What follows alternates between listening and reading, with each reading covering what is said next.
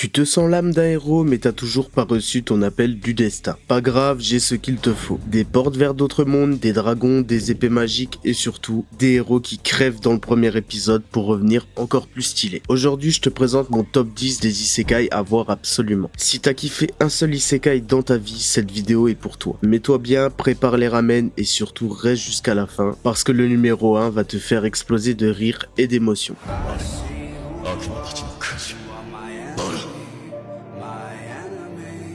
どうしたらいいのジネ様。分かってる。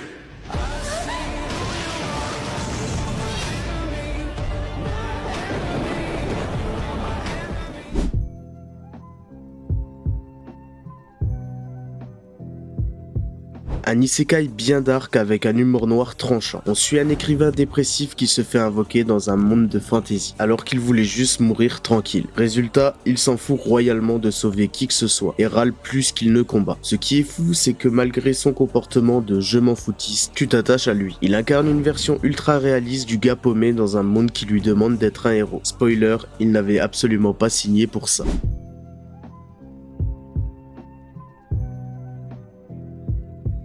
Imagine un mec lambda qui découvre qu'il a un pouvoir de soin ultra rare, mais au lieu de devenir le médecin du groupe, on le transforme en une machine de guerre. Usato se fait recruter de force dans un escadron qui utilise la magie de soin pour frapper, tank et faire exploser des trucs. Il souffre, il crie, il galère, mais il évolue. L'animation est clean, les combats sont dynamiques et surtout, ça réinvente complètement le rôle du soigneur et ça fait plaisir.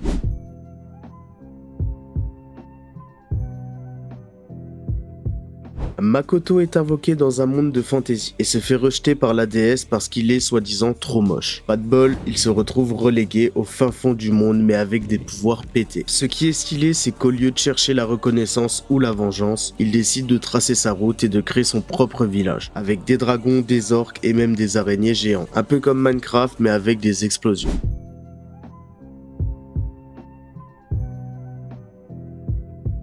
Imagine, tu restes connecté à ton jeu en ligne préféré jusqu'à la fermeture des serveurs. Et là, paf, t'es piégé dans le corps de ton perso, un seigneur squelette overcheaté. C'est la vie de Momanga, alias Heinz Holgo, qui va jouer les bad guys ultra stylés. Mais en vrai, il panique un peu en secret. Ce mélange entre je suis un dieu, mais qu'est-ce que je fous, c'est hilarant. L'univers est sombre, les combats sont incroyables, et ses subordonnés sont des tueurs, littéralement. Et la plupart des personnages de Overlord sont vraiment ultra stylés. Et pour ceux qui connaissent Albedo, on se sait.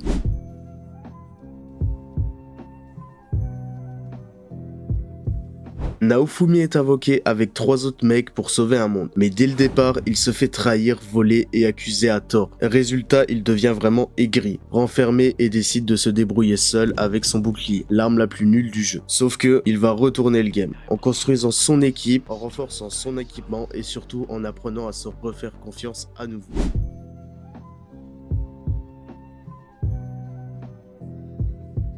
Un salaryman se fait poignarder et se réveille en slime. Ouais, t'as bien compris, en slime. Mais très vite, il découvre qu'il peut absorber, copier et évoluer à une vitesse folle. Il devient Rimuru Tempest, fondateur d'une nation et leader d'un peuple monstrueux. Ce qui tue, c'est le mélange entre les combats épiques et la gestion politique ultra bien pensée. Rimuru, c'est le patron que tu voudrais avoir. Cool, juste, mais impitoyable si tu dépasses les bornes.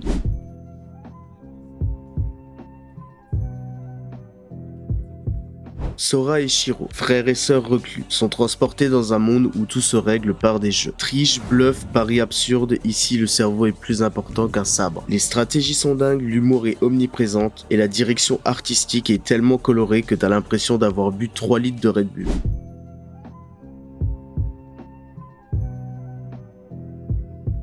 Un otaku raté meurt et renaît dans un monde magique, mais cette fois, il veut bien faire. On suit littéralement toute sa nouvelle vie, de bébé à adulte, avec ses hauts, ses bas, ses erreurs, ses traumas et ses réussites. C'est un isekai qui prend son temps, mais qui te hype complètement. L'animation est dingue, la musique incroyable et les émotions sont vraies.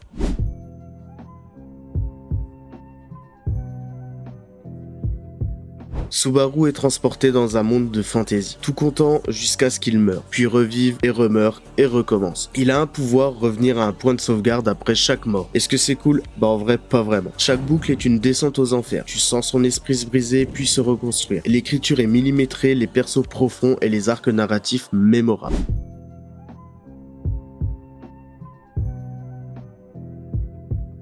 Tu pensais que les isekai c'était que des héros badass? Bienvenue dans Konosuba. Kazuma meurt d'une façon ridicule et est réincarné avec une déesse aussi débile que lui. On ajoute à ça une paladine masochiste, une mage qui n'utilise qu'un seul sort, et t'as la team la plus pétée de l'histoire. C'est absurde, hilarant et chaque épisode est un sketch. Pas besoin de sauver le monde, juste survivre à la prochaine quête sans mourir de honte. Et voilà les Nakama, t'as maintenant 10 isekai pour t'évader. Rire, pleurer ou juste fuir la réalité comme tout le monde ici, t'inquiète. Si t'as kiffé, balance un like, un com et abonne-toi avec la cloche de notification. Sinon je t'invoque dans un monde où ton seul pouvoir c'est de plier le linge. Et je t'avouerai c'est vraiment pas dingue. Et toi c'est quoi ton isekai préféré? T'as le droit de me dire je suis bloqué dans Excel mais je veux du lourd dans les coms. Allez à la prochaine les héros et n'oublie pas dans un autre monde t'es peut-être déjà une légende.